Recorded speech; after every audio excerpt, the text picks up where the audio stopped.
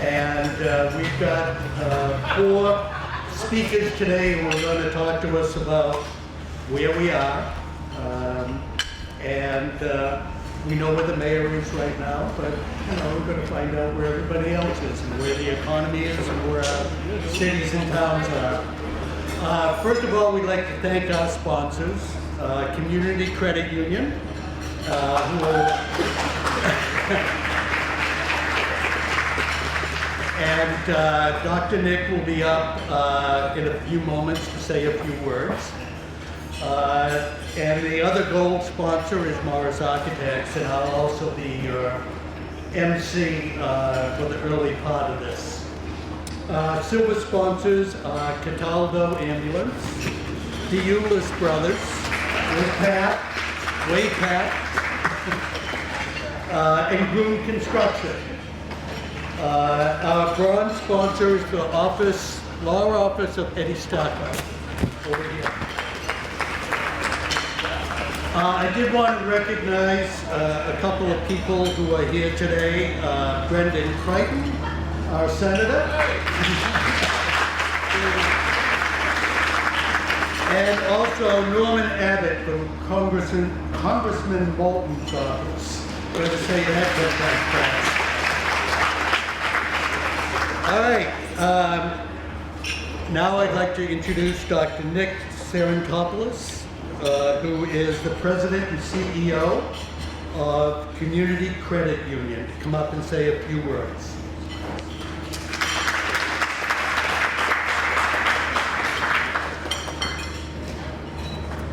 Good morning, everyone. It's good to see you all after the pandemic without masks. We didn't know how soon that would get to happen, but here we are.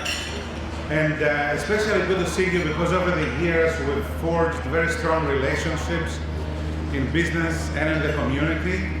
And we still have a long way to go in transforming our community in a way that's successful and fair for everyone. And that is particularly true in banking. You know, the Community Credit Union is not just a financial institution, it's also like a social movement. And we believe that banking is not fair until it's fair for everyone. So we really fight a war of ideas against Wall Street banking and the commercialization of something that should be personal and where people can listen to you and provide very valuable solutions. So I'm not going to bore you with speeches, but I just want to tell you that it's really good to see each and every one of you. And I wish you a wonderful summer and all the best to you and your families. Good health and success. And thank you.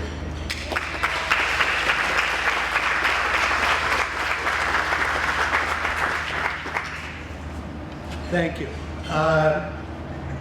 I'm going to take a couple of minutes or a minute and a half of my time to not talk about Morris Architects, but to talk about St. Mary's. We are in the process of completing our next strategic plan. It'll be done by this fall and voted on by the board of directors. And as you've seen great things happening on the St. Mary's campus, you will see many more great things happening both on the St. Mary's campus and on the Sacred Heart campus, which has our early childhood education through grade 5 programs. So stay tuned, more good things are coming from St. Mary's. Now I'd like to introduce a man who is actually, his family has been a friend of the Morris family for over 60 years. He has been somebody that, he and his family have been somebody who grew up a block from us.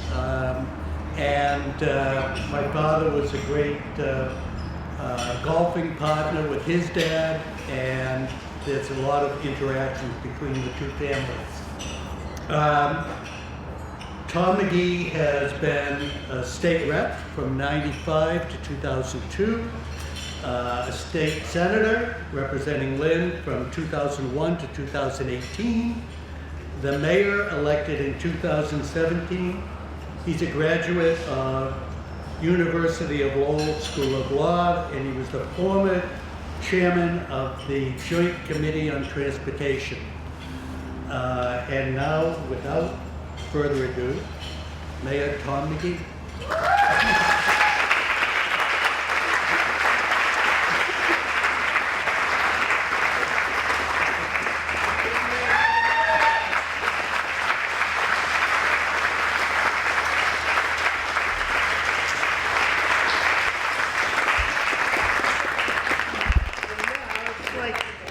Give you something and then we take it away. We all have to wait for Mayor McGee to speak for a couple of minutes. I do want to take this moment and introduce the town administrator for the town of Swampscott, Sean Fitzgerald.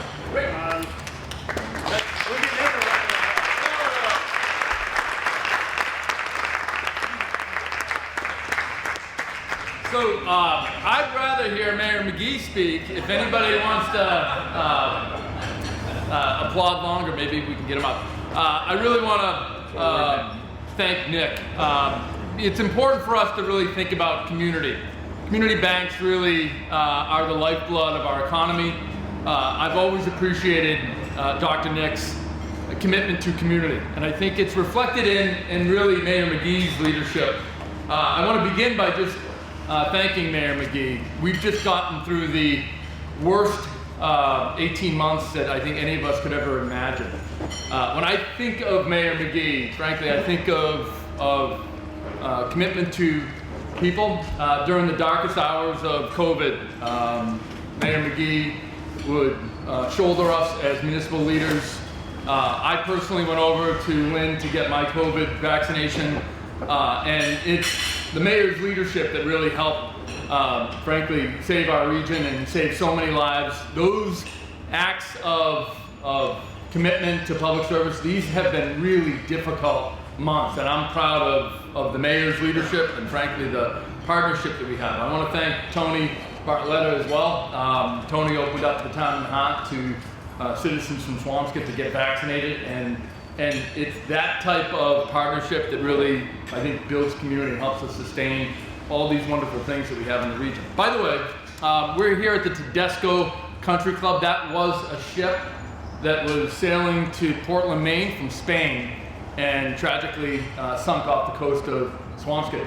I think it's really important for us to kind of reflect on just how historic this region is and just how incredible our connection to the ocean is. Swampscott's got a brand new harbor and waterfront plan. I'm not here to talk about that today, but at some point we'll come back and we should talk more about what's happening in Salem and Lynn and Swampscott and Nahant to talk about the power of our waterfront. So here's our budget.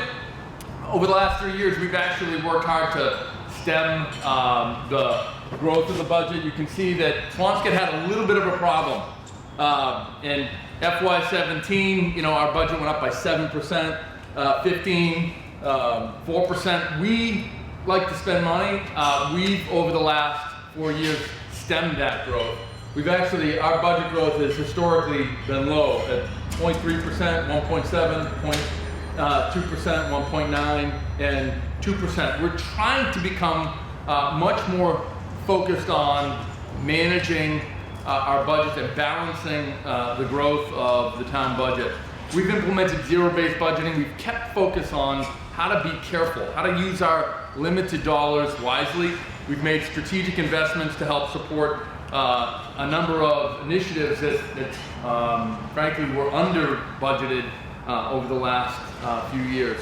So I'm going to step pretty quickly through this, but we have a $64 million budget, and this year it went up by 2%. We've been really focused on estimating our new growth really carefully. We're opening up 2 marijuana businesses. We expect to generate anywhere between $600,000 and $900,000 worth of revenue. We're not budgeting that. We're not building that into our structural budget. We're limiting our new growth at $425,000, so that we can predictably have that revenue. We're going to use some of the additional revenue to help address one-time issues.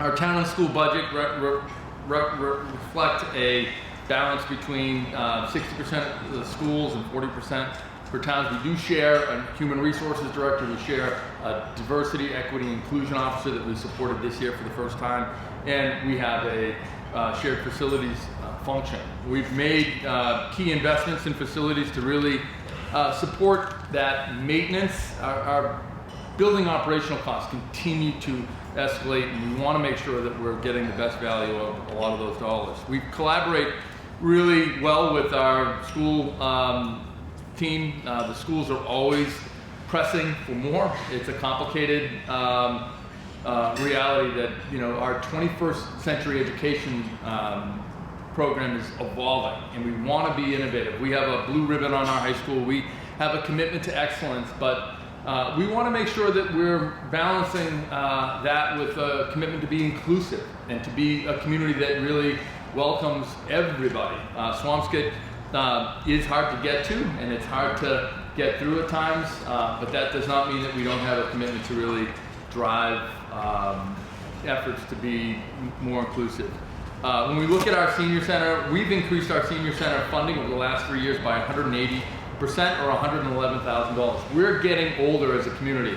That's good news. We're living longer, but we're living longer with needs. We have to really be thinking about how do we address those needs? How do we create community for our seniors? I want to think about that on a regional level as well, and I think the Lynn Chamber can help us focus some conversations about how do we enhance healthcare? How do we regionally ensure that we have programs? Our Community and Economic Development Department over the last 3 years has grown by $53,000 or $132,000. Swampscott's open for business. We don't just have a town planner. We actually have a director of community and economic development. We want to see good restaurants and investments in Vinning Square. We don't want to see a restaurant closed 20 years ago that's 20 yards from here and have that sit fallow for 20 years. We need investments in real estate. We're a town of 3 square miles. We can't afford to have properties just languish. We need that tax revenue. Our facilities department has grown by 139%, and that really reflects our commitment on maintenance, status of good repair, making sure that our schools are supported. We have literally some of the oldest schools in the Commonwealth, and so it's important for us to really think critically about how we maintain those schools. Our free cash position, we actually just reaffirmed our bond rating, but we are able to support our AA+ bond rating because we have standards for reserves. Our reserves are within state or rating agency guidelines for free cash for a lot of our key stabilization funds. We've got general stabilization fund at over $7 million. It's the highest it's ever been. Swampscott's really in a position to make good, solid investments. When we look at our planning issues, the COVID impact on our local economy has been significant. We need innovation. We need folks to really think about how do we get capital? How do we get local officials really supporting investments in our local economy? These are still uncertain times. We still hear jitters out there in the economy, but we need courageous leaders in municipal government, state government, and business looking for those investment opportunities. We are supporting those discussions about inclusivity. They include civil service. Swampscott voted to remove civil service for police and fire. This will allow us the ability to hire anybody, regardless of whether or not they take a test in civil service, but anybody that wants to be a police officer or firefighter can apply to be a police officer and firefighter in Swampscott. We're gonna, we have a police chief, Ron Madigan, who is retiring after 41 years of extraordinary service to the town of Swampscott. We're gonna be looking for a new police chief, so if anybody in this room would like to be a police chief in Swampscott, we're looking for you. That said, we've got a busy community. Every week we have a protest in Swampscott, so if you want to come down and enjoy your democratic rights, you can come down and protest in one of the most beautiful spots in the country, right in the water. So We got $1.3 million worth of CARES money. I want to thank Senator Crichton, frankly Representative Ehrlich, and our legislative delegation for their efforts to ensure that these dollars flowed to cities and towns. It really helped us support the health and welfare programs. You know, we hired a full-time nurse. The work that had to go into protecting a community, frankly, a community that was one of the oldest in Essex County, was difficult. We worked around the clock to try to help address some of those needs. Here's just a snapshot of Swampscott's budget. We basically have 41% of our budget allocated for the schools, 18% for employee benefits, 11% for police and fire, 6% for water. It's just a big pie chart. You can kind of see, here's the priorities for a municipality. Here's how we annually set our budget. We have a $72 million budget with enterprise funds, and this really funds a lot of the important work. There's a detailed schedule. You can study this later. There'll be a test. But essentially, our employee health care and town administration went up by 4.3%, an increase of $128,000. Economic development really was level funded. Public services, because of a transfer, went down by 7.9%. We didn't really cut that budget. We actually just shifted some of the costs over to the schools. Enterprise funds went up by 7.5%. It's because of frankly, Lynn Water and Sewer. They're adjusting their annual or their 30-year maintenance cycle. We have underground pipes that are old. We live in a region that's old. These underground pipes need investments, and we just have to deal with those status of good repair projects. In terms of, I know we only have a couple minutes. Public schools, we don't have a decrease, actually. We actually have a great relationship with Nahant. We're a regional school district for our middle school and high school, and we've taken the Nahant revenue and we've put it in a fund that the school department can use, and if you look at their bottom line, their budget goes up by 2.6% or $740,000. In terms of revenue, our budget is really typical of a small town. We have 73% of our budget is local property taxes. We get about 9% in state aid, 6% in local receipts. Enterprise funds are about 11%. This budget does strike a balance, though, and I think, as I talked about earlier, we have hard conversations in Swampscott. We look at our budget very, very carefully. Small towns don't have the kind of revenue as bigger communities, so we have to make sure every dollar works. This year was another year where we actually leveled the tax impact on our average single-family property taxpayers. We have improved our capital planning. We don't have a 5-year plan, we have a 30-year plan. We're trying to build a capacity to really address all of the needs of the community. We want to build an age-friendly community. We have an extraordinary age-friendly committee, over 40 members on the committee, and it gets bigger and bigger. Probably the biggest committee in town. We have, over the last few years, continued to look at ways that we can define strategies for sustainability. I'm proud of our collective bargaining contracts and teams. We've implemented a get-to-get philosophy where when we sit down at the bargaining table, we want to partner with our collective bargaining teams, and that sometimes requires changing the way we do things. Negotiating civil service was difficult. Negotiating minimum manning or guarantee overtime was difficult, but making those changes is going to allow us to think more critically about the type of positions that we have in both the police and fire department. We want to really go out there and recruit candidates that have a background in technology that can help us with cybercrime. We want to be able to go out and recruit folks that have a background in behavioral health sciences so that we can deal with the mental health issues that we're dealing with in our communities. We need that level of expertise in public safety, and unfortunately with the civil service system, it doesn't give us that flexibility. It's my hope that someday it will, and when it does, perhaps we'll join back in, but at this point, I'm eager to define that 21st century focus as a community. So in summary, Our general funds expenditures, have increased 2.7% over a 4-year period. That's less than 1% a year. That's a pretty good benchmark. Our revenues have increased, essentially 4.1% over a 4-year period, 1% a year. Tax increase has grown by 1.1 million, or our reserve levy capacity, staying within our means, continues to grow. We have 5.5 million reserve levy. We don't tax to the top of our maximum levy capacity. We have a AA plus bond rating. We're still looking for that AAA. We have some work to do on our retirement plans. Right now we have a stabilization fund that is the highest it's ever been, over $7 million. Our certified free cash was 4.7 million, and we're going to end the year, this fiscal year, in the black. We'll add to that. Our OPEB trust fund has over 3 million, and as I mentioned, we have a reserve levy capacity. And lastly, we haven't had a tax increase in 4 years. That's historic for Swampscott, but that is not our legacy. Actually, what we're trying to do is create community. We're throwing more parties.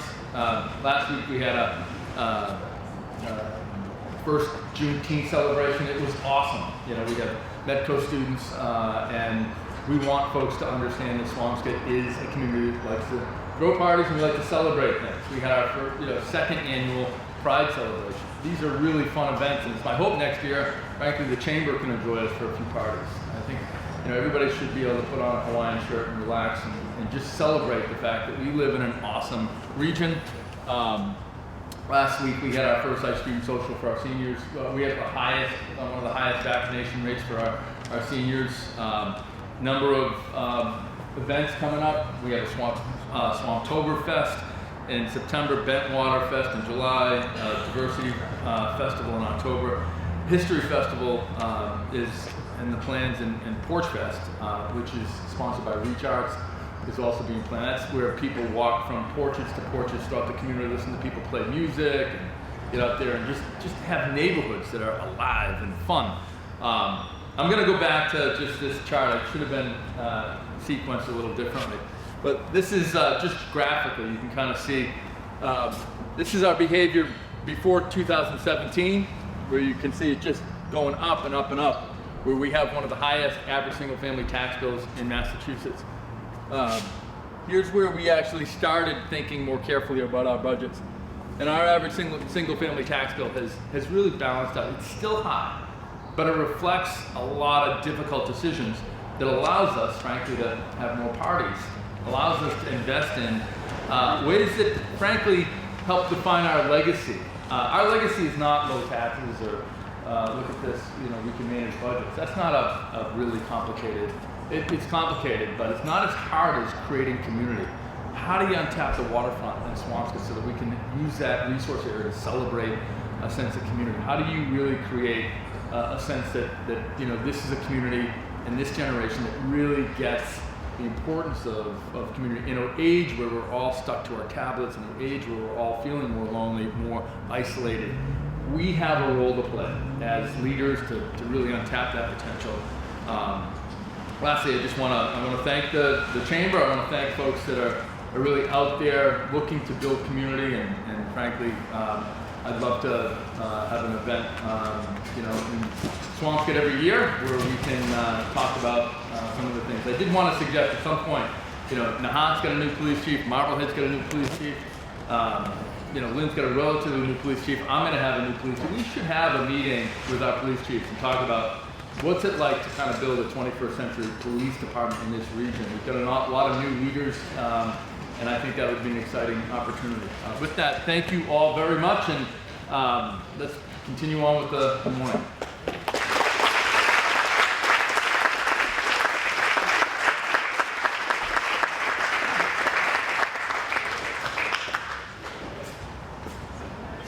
I'm back.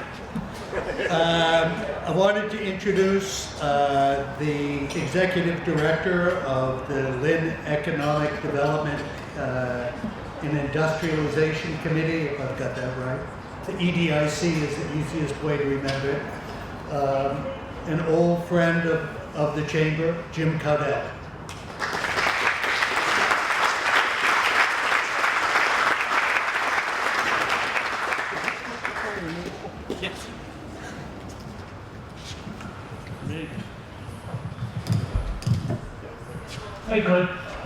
bold was the key word there. Thank you for that.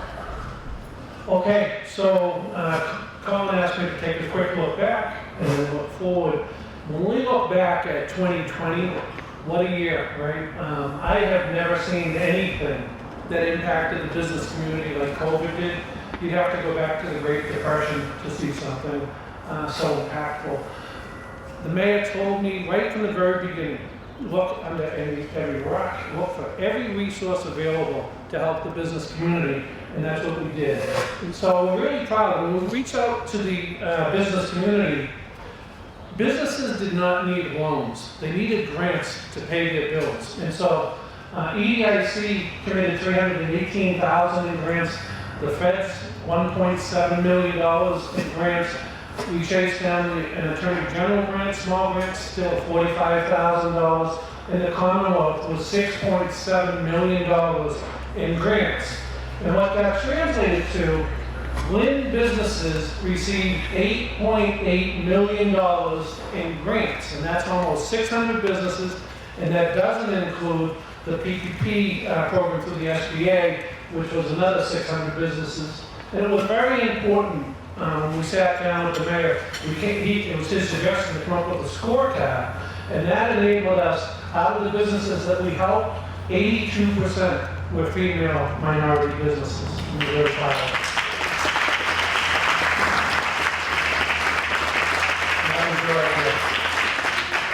As we look back at some of the, even with COVID, as we look back at some of the projects, Monroe Street, and I don't know if you knew this, they had a pool up at the top of the building. This was right in the middle of our downtown, $110 million development. This is one of my favorite pictures. This is the Caldwell, which is the building on Monroe Street at nighttime. And if you can see in the background, that's the North Harbor. I'll talk about that in a moment. But that's a $110 million development, 258 units in the middle of our downtown. And this is one last picture, an area where you can see the magnitude of the size of that project. We just went to a ribbon cutting last week, a $20 million investment, 80 good paying jobs. It's the largest marijuana growth facility this side of Route 128. I mean, I never thought we'd be talking about marijuana when we were kids, but here we are. And this is really a great project. And the neighborhood was part of that process. They supported this, and it's really an awesome project. This is the interior, you can see the size of it. And as I said, $20 million, 80 good paying jobs. The North Harbor, we referred to it as the beacon site because that was the last use, and that was 40 years ago. And so it was vacant. If you drive by it on Route 180, you'll see it's fully developed now. About $110 million. It ties into our new vision on our waterfront. This is a view. And if you can find it, one of the key parts of this project is it connects, it's a boardwalk that connects from Heritage, behind this property, all the way to the commuter ferry site. It just, Dr. Joseph, we will continue fighting for that commuter ferry. So. As we come into our city from Revere, over the bridge on the right-hand side, mass merchandise, a flea market right on the Atlantic Ocean. We can do better than that. And so we worked with the developer. I'm really proud to say, if you do waterfront development, you know how time-consuming it is for the permitting. It's now fully permitted. It happened about 6 weeks ago. $350 million project, mixed use. So we have a vision for the waterfront, and it definitely is changing. We talked a lot to the chamber over the years about plans and visions. Now you're seeing development, and we're really excited about that.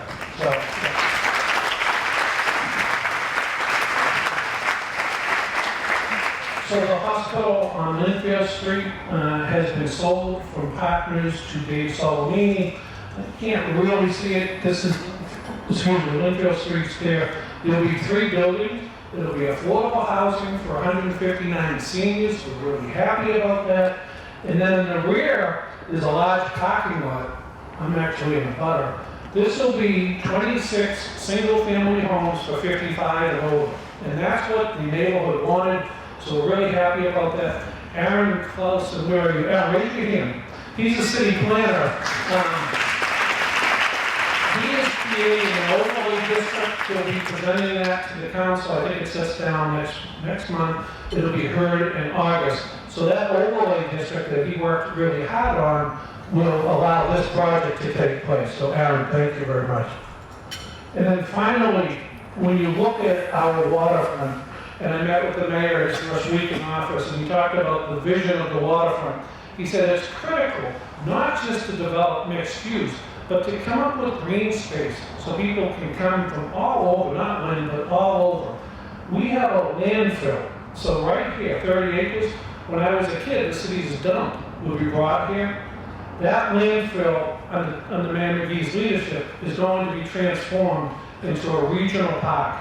It'll be 80 foot high. The views there are going to be spectacular. You'll be hearing more and more and more about this. But when you see it happen, remember it was Tom's idea. And so we're really proud of that. So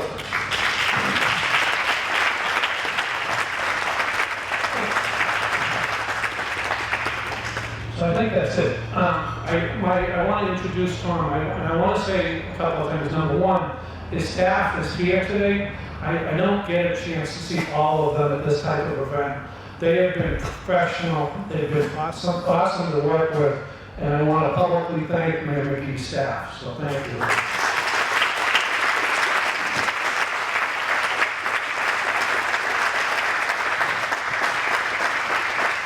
I want to introduce Tom. I've known the mayor since we were kids at Pine Hill and the bonfires for 4th of July. He had long hair. I had hair at one time. He has been a friend. I've been with the city of Lynn 34 years. I've never seen a better mayor than Tom McGee.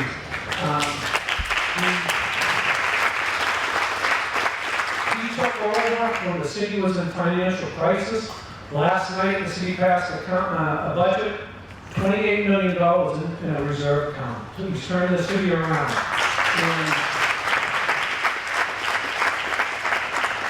And what I saw him do with COVID, 7 days a week, 12, 15, 16-hour shifts, didn't complain. The leadership that he provided to the city of Lynn was inspiring. So with that, I want to introduce to you my friend, Tom McGee.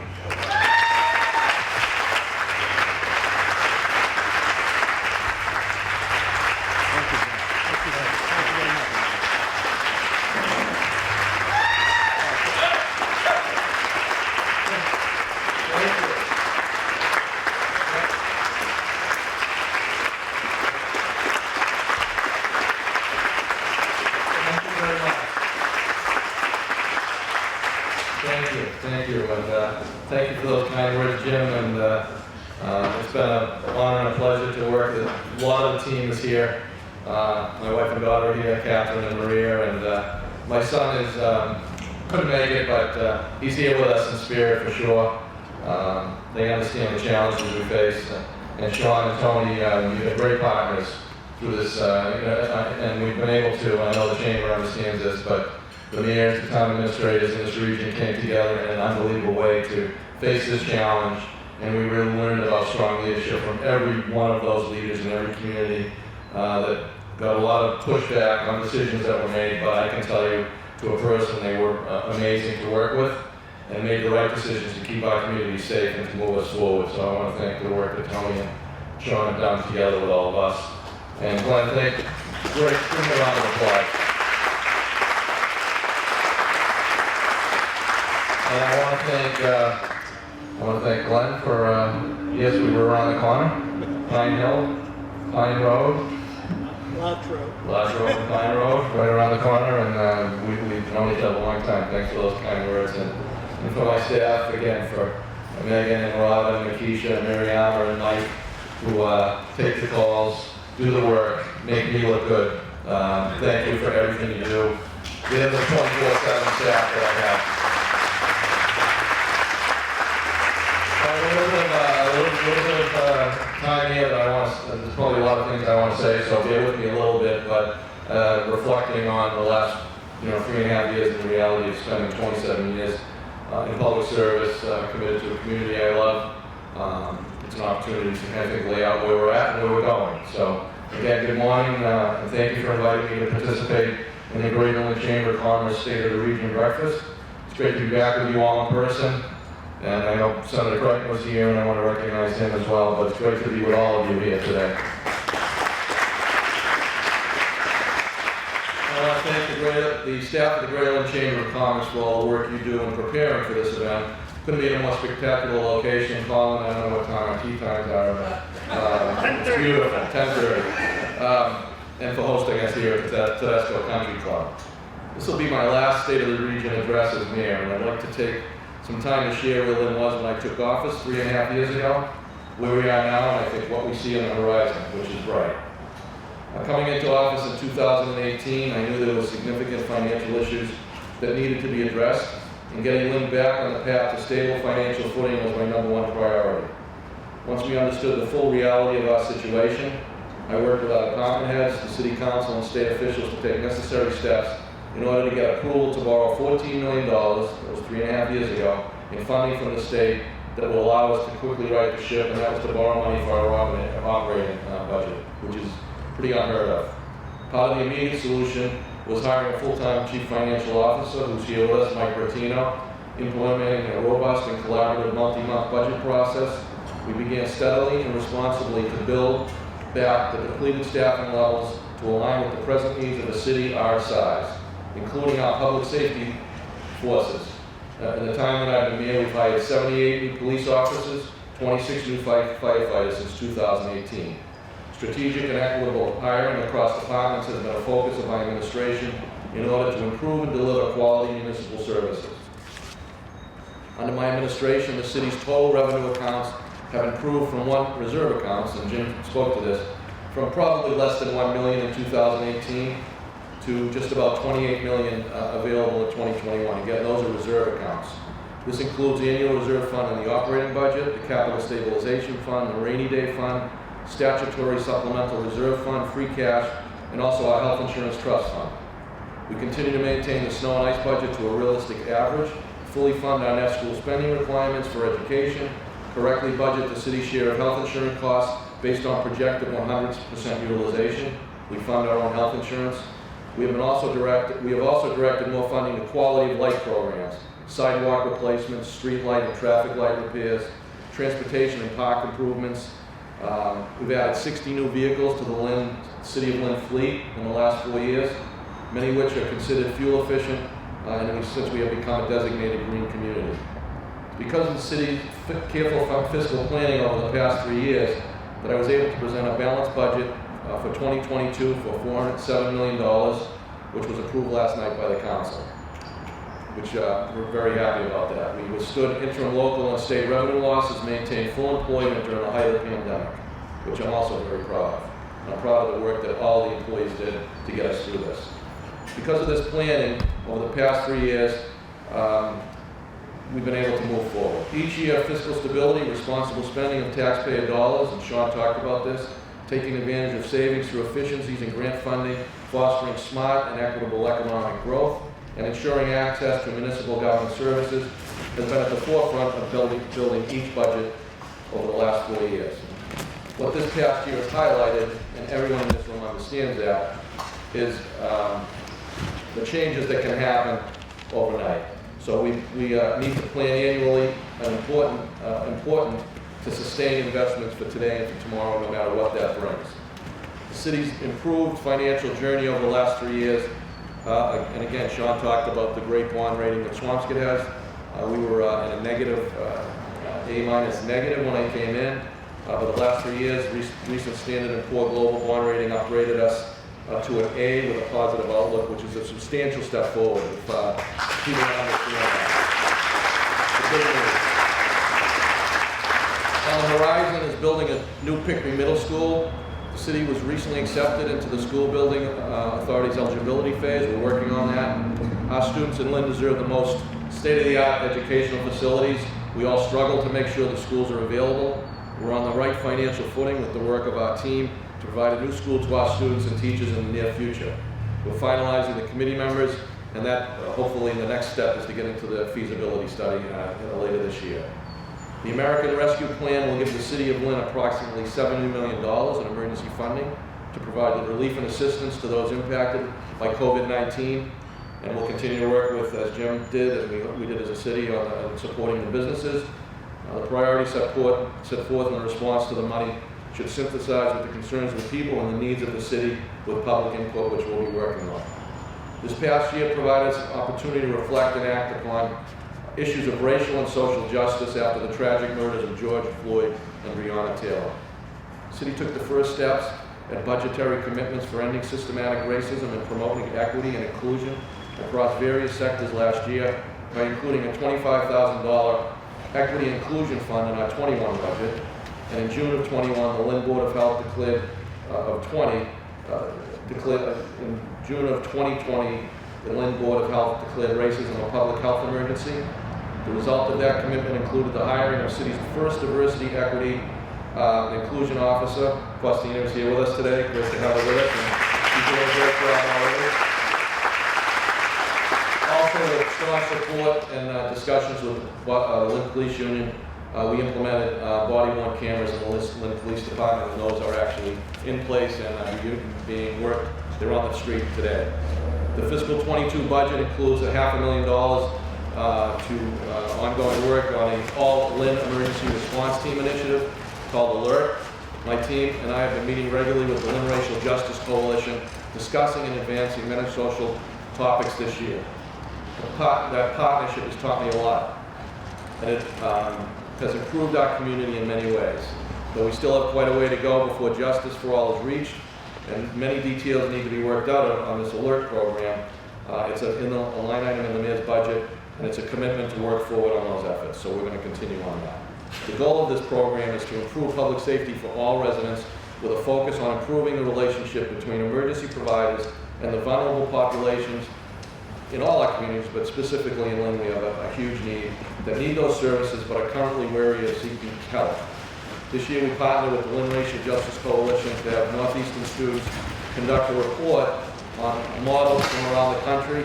We're in the process of hiring a consultant to work on that effort. Since last November, a core team of officials and community members, we were asked into the MAPC REMAP program with the Federal Reserve Bank of Boston and the Government Alliance for Race and Equity. We've been meeting and we'll have a report on a city plan in December. And I think it's important for the Chamber to know as well, and I know Swampscott and Nahant, Marblehead, and the communities that are part of this. We're joining with cities of Salem, Beverly, Peabody, and to launch the North Shore Diversity Catalog, a regional vendor registry for minority and women-owned businesses. It's important for all of you to understand that, in order to improve equity and diversity in municipal contracts and bids, but also to provide residents and other businesses with a single comprehensive catalog of such businesses. I think that's a great, great step forward. The catalog is both a directory and a marketing tool for business that wish to offer their services or products to other businesses and institutions on the North Shore region. It will help members, municipalities identify diverse businesses. We can proactively increase equity in city and town procurement opportunities, and businesses who believe they qualify can visit the City of Lynn website to sign up and to view the catalog in its entirety. So it's great if you can get that word out, Paul, and that'd be awesome. One of my first priorities when I assumed office was to establish a planning department.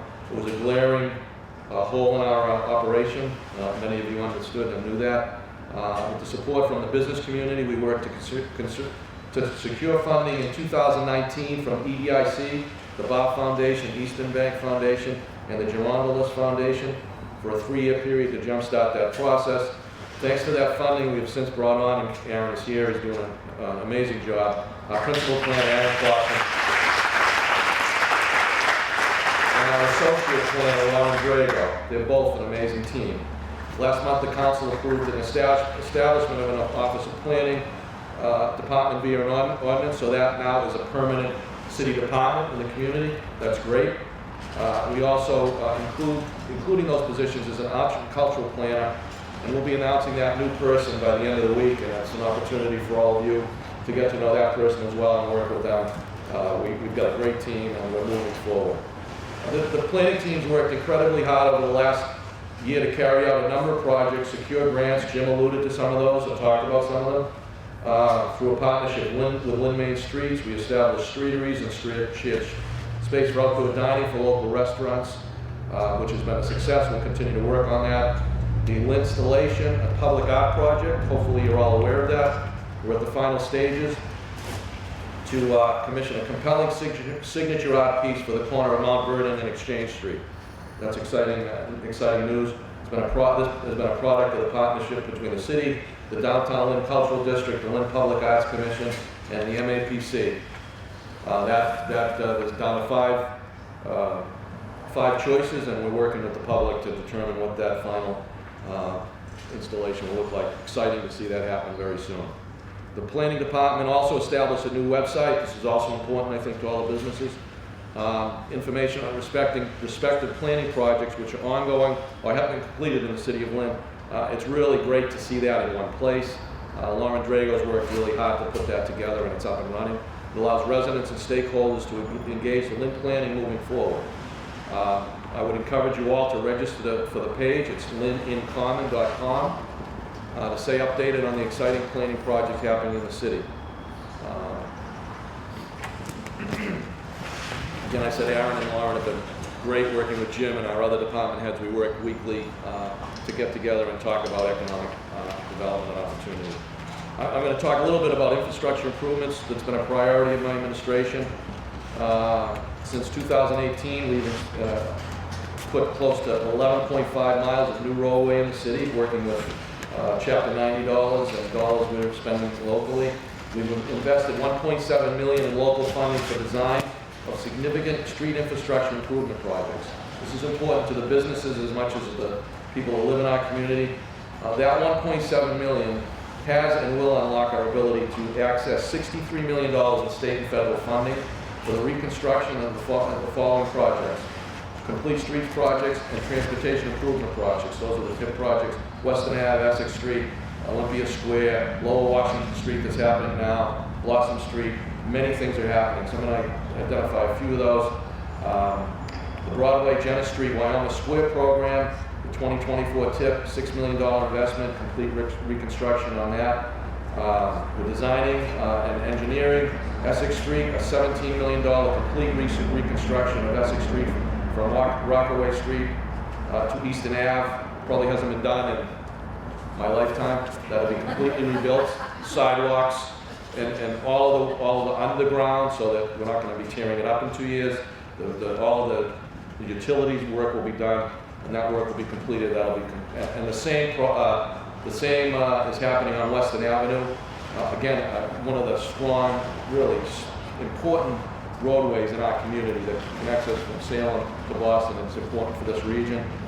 We jumped in a 2-mile-long area slated for a $36+ million reconstruction project. Again, complete reconstruction from the ground up. Everything included underground, all of the utilities. And that's hopefully to be on the 2027 TIP. We've recently got a $2.3 million Mass Works grant. It's going to be a 4-way interchange at Blossom and Street on the Linway, leading to the ferry. That will be happening one of these days soon. Lower Washington Street and Broad Street, $1.7 million. You'll see that work happening. It'll be done in the fall. 87 new parking spaces along that corridor. A complete reconstruction of that street as well. Central Ave and Oxford Street, we're working to finalize that. Additionally, we've added new bike and bus lanes along the Commons, Neptune Street Boulevard, State Street, and Broad Street. Phase 1 of the Northern Strand Trail has happened. 11 miles of a shared youth path from Everett to Lynn is transformative. If you haven't seen it, it's been unbelievable. It's not even completed, and everybody's out there using it. We're working on the second phase. It'll bring Market Basket, from Market Basket to the beach, right along downtown, with an actually full dedicated lane on the Linway for bikes. It'll be transforming our community and region. Jim's talked about Monroe Street and the Minko development down in North Harbor. The city's also currently, and talked about this again, I just want to highlight this, 30-acre waterfront recreational space on the landfill. You'll be hearing more about that. The planning work has been done over the past several years, and we're working to make sure that with the Lynn Open Space Plan, the waterfront open space, our master plan on the waterfront, and a harbor plan that was completed, that we will create 60 acres. You know, Boston did a great job in the waterfront. They did not have the open space for the community and they're trying to catch up now. We're making sure that as we see the development happen down there, we'll have 60 acres of open space for the people in the city of Lynn to go down and enjoy what is one of the most spectacular waterfronts in the region that we haven't been able to appreciate, again, in my lifetime. But we're going to see that happen. And it's going to be with all of your help.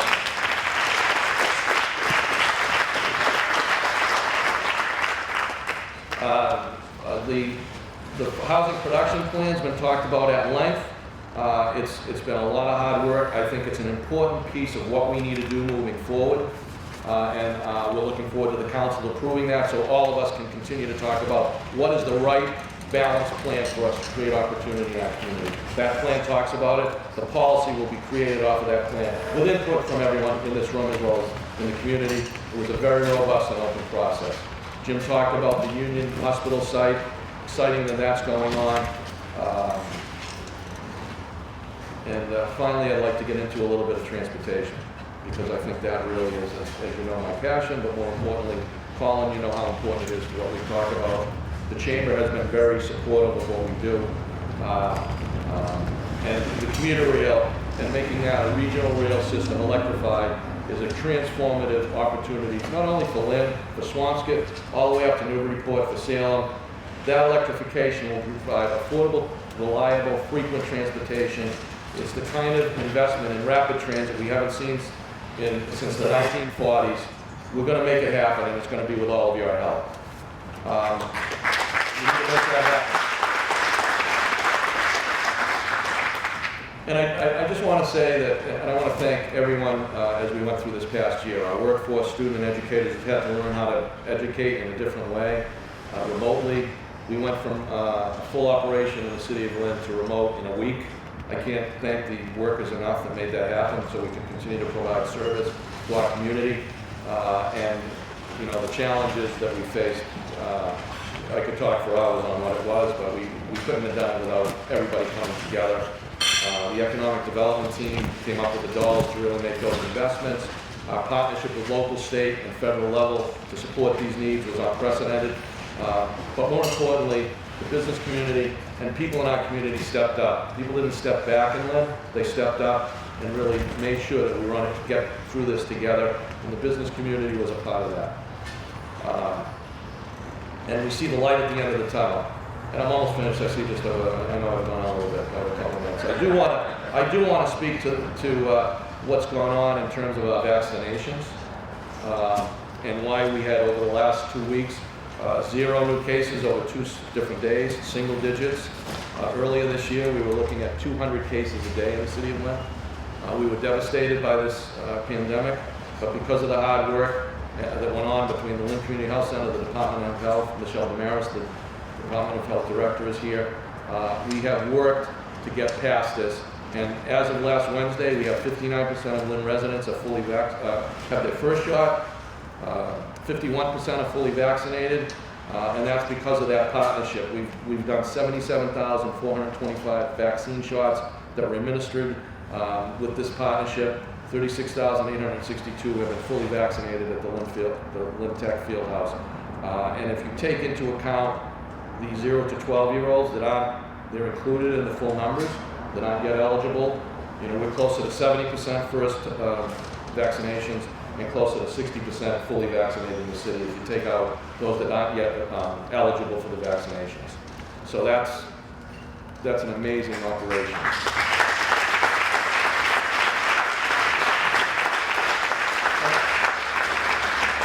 And when I go to the Lynn Tech operation, it's like I go and watch what they're doing. They're the ones that are making it happen.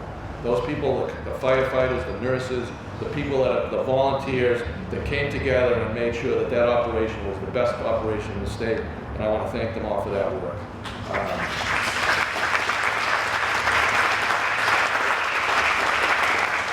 And finally, I just want to reiterate the commitment by our Lynn residents on our local businesses this last year for getting vaccinated, following COVID-19 protocols, and making sure we're in a better place. We couldn't have accomplished that without everyone chipping in. and following the decisions that got made. We had some pushback, but the reality is most people were really positive about us working to make it happen. I want to thank the Chamber for inviting me to speak today. It's been an honor of a lifetime to serve as mayor over the last 3.5 years, and like I said earlier, an honor to serve in an elective office for 27 years for the city of Lynn. I want to thank my family this morning for their unwavering support behind the scenes, always standing by me through my career, always being there. When I was not around because I was working, they understood and they always supported me. You know, we couldn't do it without the department heads, the people that I work with, the financial team, the public health team, many of them are here today. They work so hard. They get the calls of frustrated, rightly so, people that are really struggling to get through these crazy times. And they made sure they addressed those concerns with passion, compassion, and with making sure that they solve the problems people are looking to solve. So thank you for listening. I know I spoke a little bit long, but I'm really proud of the work we've done. I'm proud of where we're going. The city of Lynn is in good shape. The pieces are in place for the next mayor to take us and continue to build on the work we've done together. And I look forward to working with all of you both the rest of this year, but more importantly, I'm not going anywhere. I'll be around to make sure that making all of us better, it involves all of us working it together. You know, to make a better future for each community we live in, we need to ensure that we step up and give back in any way we can, and I'm going to continue to do that. And whatever I can do in the future, I'll be involved in trying to make a difference. So thank you all. Thank you very much.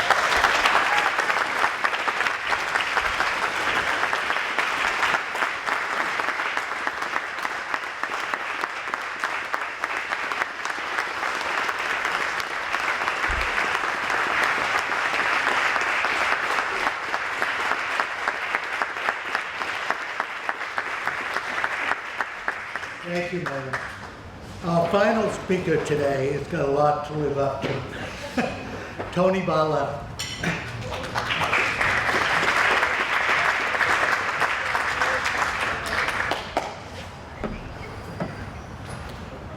Thank you. Very tough acts to follow. Mayor McGee, you know, introduced me to public service, and so I thank you for that. It's been a hell of a career for me so far at a very young age, but because of you, you know, I'm where I'm at, and no one has a bigger heart. You know, and in this business, I think you need to be, you know, a little crazy up here, but also, you know, a huge heart, and nobody has a bigger heart than Mayor McGee. And, you know, I've learned a lot from you, so I really thank you. And Sean, you know, just scooted out, but he's on my speed dial. I call him the mad scientist.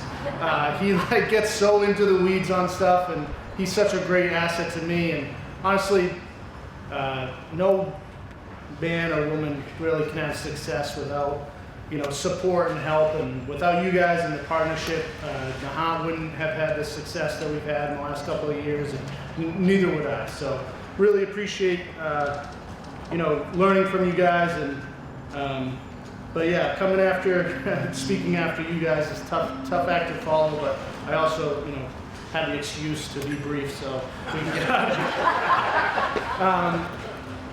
here. This I think was the first speaking event I actually did as town administrator 3 years ago. It's been a hell of 3 years. I've probably aged 5 in that time. I've had 2 kids. So my family's grown, plus going through, you know, the crazy times of public service during these past couple of years. But I've learned a tremendous amount, and Nahant is doing extremely well. You know, going into the position, our top goals were improving our financial standing, aging infrastructure, which every town has, retiring staff, which I think was sped up a lot because of this last year. You know, a lot of folks that maybe had a couple more years left in the tank at the local level were thinking, you know what, I'd like to enjoy myself a little bit sooner. So we're kind of going through that experience too, which has a tremendous impact on the way you can make progress at the local level. And then of course, climate change preparedness, being an island community, you know, if the wind blows more than 5 miles an hour, we're like all shaking in Nahant. So, but public health obviously jumped to the top of that list in the last year. Number one priority, like I think Jim had mentioned, 12-hour days, not a lot of sleep, just constantly thinking about what can we do to, keep the community together, but keep people healthy and keep people safe. And like I said, for Nahant, a lot of our success in that area was because of the partnership with Lynn and Swampscott. From the beginning, Swampscott took us in and helped us with getting free, local, convenient testing for our residents right across the causeway. And then we joined in with Lynn with vaccinations, and all of that was, that free, local, convenient was the key to success. Because while people really cared about the issue and people wanted to make sure that they, weren't transmitting COVID-19, it was something, with a virus that most people didn't have any type of symptoms. You might not run and go, drive 20 minutes and pay $40 for, or at one point it was even more. It was like almost $100 for a test. So having it local and free and just pull into a test site, get tested. So many people were identified as being positive without even knowing that they had symptoms. So that was a huge piece and a huge success for our region, and a lot of that has to do with the leaders in Lynn and Swampscott, and we luckily got to tag along. Our numbers in Nahant are really high, but not only do we not have a lot of people in Nahant, but we also don't have a lot of young people in Nahant. So our numbers are probably in line with where Lynn and Swampscott are. We are 75% fully vaccinated as of last week, and 80-something% first dose. And with this year's budget, we emphasized public health. Before, the town had some money for a health nurse, some money for a health inspector, some money for supplies and resources, but it was all split into different parts of our budget, and it totaled around $23,000. With this year's budget, we created our own public health department, and we increased that to $117,000. So I know those numbers are small compared to Swampscott and Lynn, but they are big for Nahant, and it really kind of shaped the budget and people's focus that public health really had to be at the forefront of whatever we were doing this year. Our financial standing, so as I said, before COVID hit, this was the biggest issue that I walked into for the town of Nahant. We were spending a lot of our funds on our operational expenses and not a lot on capital, not a lot on reserves, not a lot on debt, and to change that, it takes a long time. You have to really, without making a huge splash, you have to slowly turn that ship around. So we've been doing that over the last couple of years, especially in our reserves. When I first came in FY19, our post-employment benefits account had $3,000 in it, and our stabilization account had $93,000 in it. In the last 3 budgets, we've increased that to $78,000 and to $418,000. So every year we're committing to putting more and more of our free cash into those accounts, which helps stabilize our bond rating, which helps get us lower interest rates, when we go to do these capital projects. So without building that, it's like your credit score. Without having that good credit score, you can't get that low interest loan to do that important capital infrastructure work that we're doing. And we're actually putting ourselves in that position now. We've also been, as you know, Nahant's pretty much built out. We don't have new economic growth. We don't have new housing development, new taxes coming in. So we really have to change that course of our ship and turn things around. We have to look more at our expense side and how can we be smarter with the money we have. So we've limited our increase on our operational accounts to less than 2.5%, because obviously we're capped at Prop 2.5, where 95% of our income is coming from property taxes. So we're keeping ourselves at bay with that limit and kind of shifting how we spend our money in order to change the balance of our budget. Our aging infrastructure, we've utilized a lot of community preservation projects, MVP state program with municipal vulnerability preparedness, green communities. That energy efficiency programs help us change that budget balance, because now we're spending less on our utilities, plus we're making tremendous environmental effects that, as I mentioned before, climate change is a big piece of a big issue for us. But since September of 2020, the town, our biggest project that we're embarking on this year is actually in Lynn. Our biggest investment isn't even in Nahant.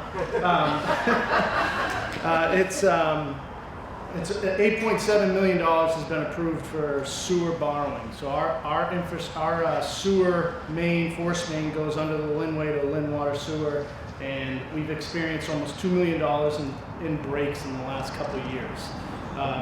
I actually don't want to talk too much about it, because every time I mention that thing, it breaks. But we're hopefully going to be breaking ground on that this winter after the summer traffic season. But hopefully by the end of this year, we'll have a completely new force main from the Rotary all the way to Lynn Water Sewer.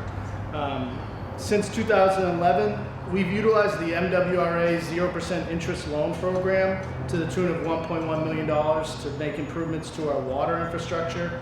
Since 2015, we're putting about $200,000 annually in roadway improvements.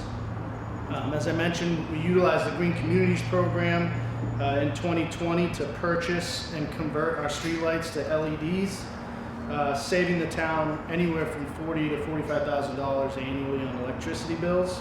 And we're hopefully going to increase that savings by changing our internal lights to LEDs as well in the upcoming year.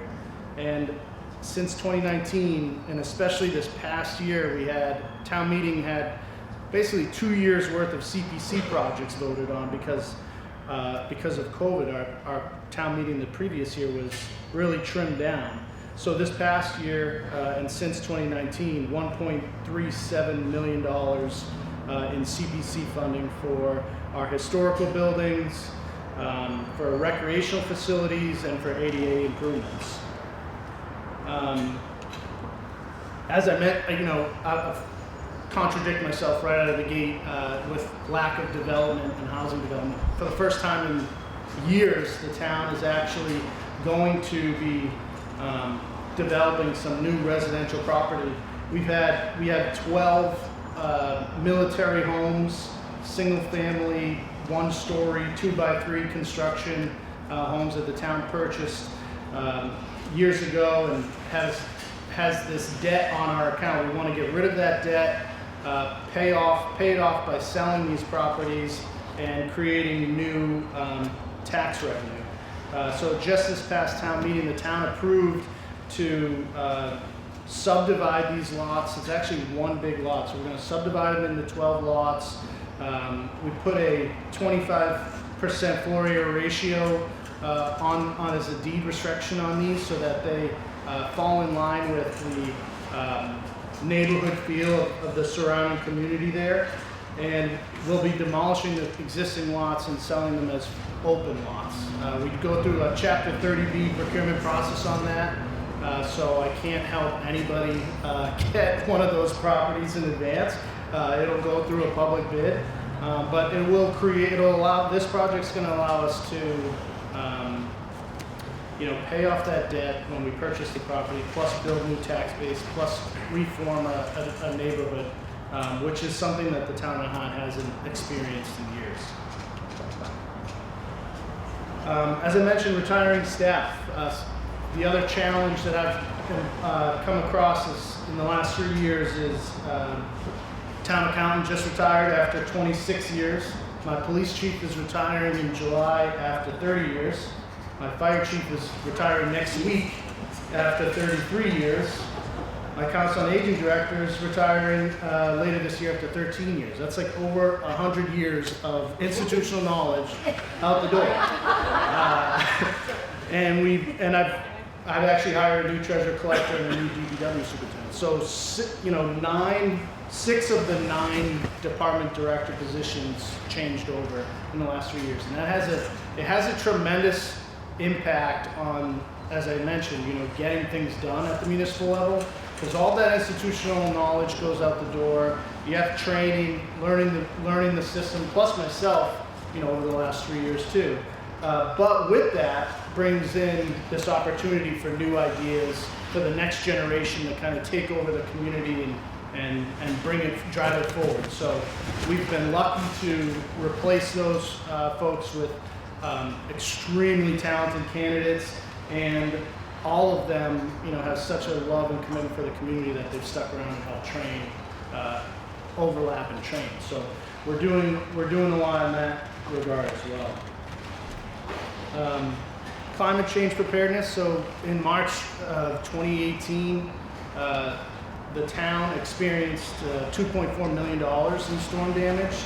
As I mentioned, as an island community, you know, flooding of the lowland areas in town. And not only does it create a public health issue for those who live in that area, but it literally cuts us off from the mainland. So if we ever have a public health emergency, need to get people off of the island, and we can't drive through that flood, it causes a significant problem for us.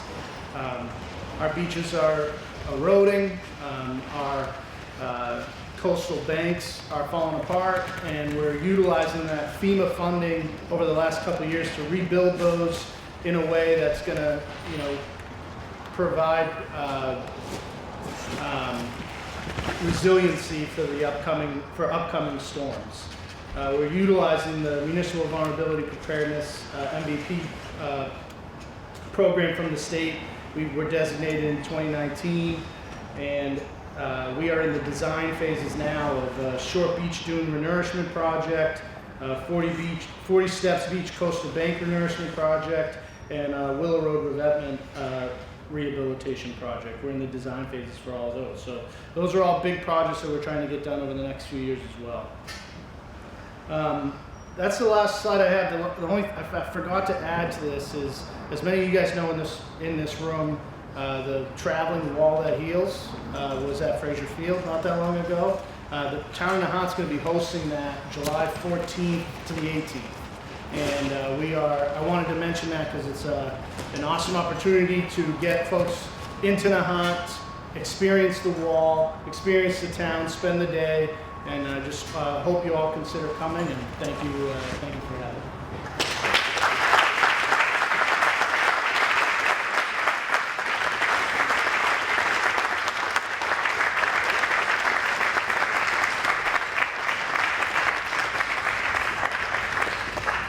So we're actually together. I was laughing, as everyone was coming in, I was like, will you guys go eat? Will you guys go eat? And everyone's like, no, we haven't seen each other in 18 months. Why are you telling me to walk away and sit at separate tables? We all want to stand together. I want to take a second to thank all of our sponsors once again. Community Credit Union, Morris Architects, Cataldo, Bulis Brothers Construction, Groom Construction, and law offices at Eddie Stock. So thank you again for being here.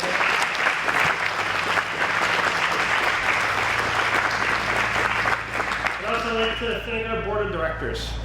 They really are an amazing volunteer group that really drives the chamber forward in everything we do. So we have several of them here. You can either stand or wave or whatnot. I just want to recognize you.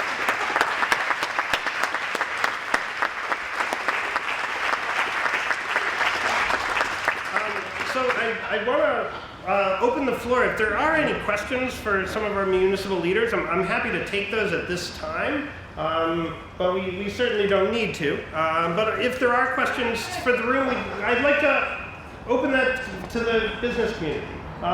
Just raise your hand, or are there any questions at this time that we'd like to reach out with?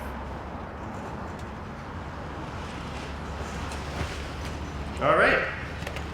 That being said, one of my big mottos for any event is have good food and end on time. As long as we do those things, people always seem to enjoy that. So just one last moment of just recognizing the wonderful staff that put this on today from Tedesco. Thank you so much.